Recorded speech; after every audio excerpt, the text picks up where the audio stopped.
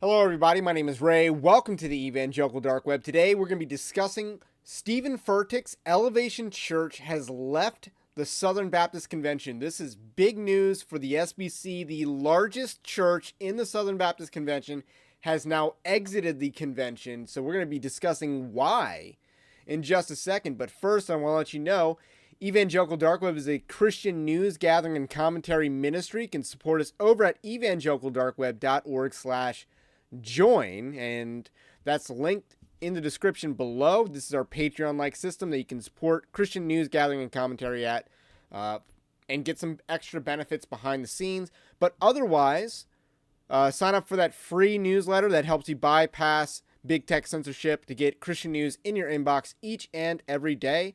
But the least you can do is like this video, subscribe to the channel or podcast if you are new. Now, Stephen Furtick is an obvious false teacher. He is a Category 5 as we listed him on Evangelical Dark Web.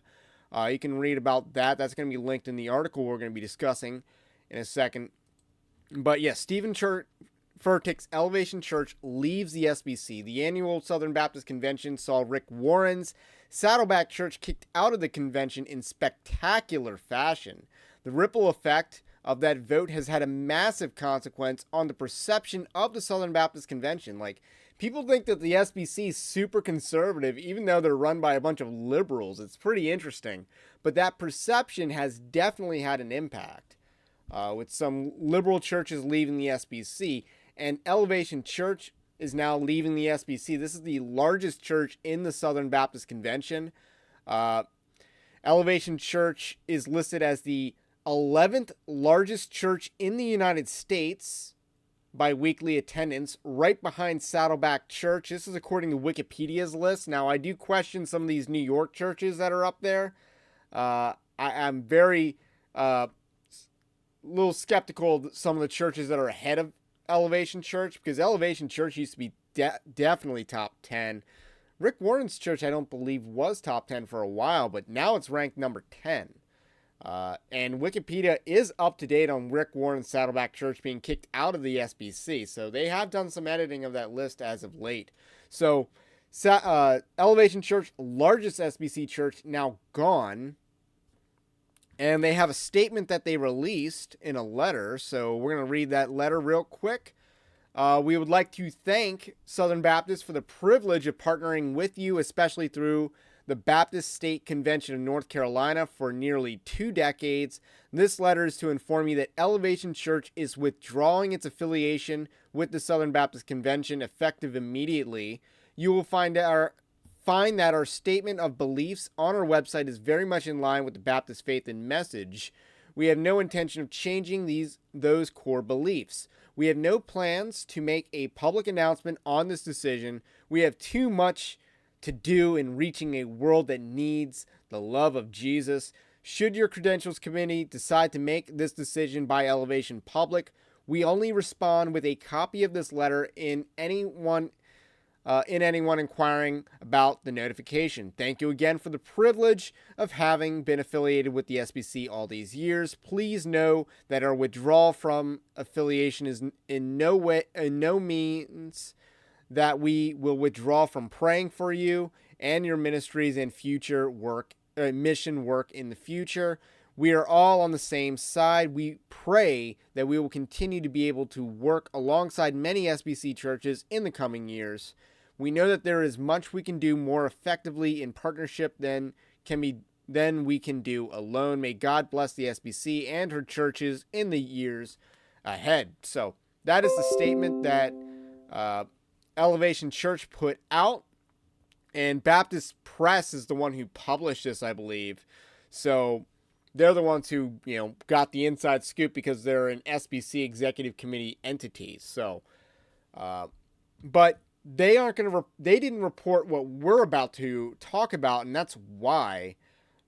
So a couple claims in there, and it's worth noting that a Baptist church should have a congregational vote on this disaffiliation. So the fact that Elevation Church has no indication of a congregational vote on this issue, very shady, not really in line with the BFM whichever BFM they decide to adhere to, because we're going to note in a second that they don't adhere to the Baptist Faith and Message 2000, which is the only good Baptist Faith and Message. The other two are trash and, belong in the ash heap of history because they're not good faith statements.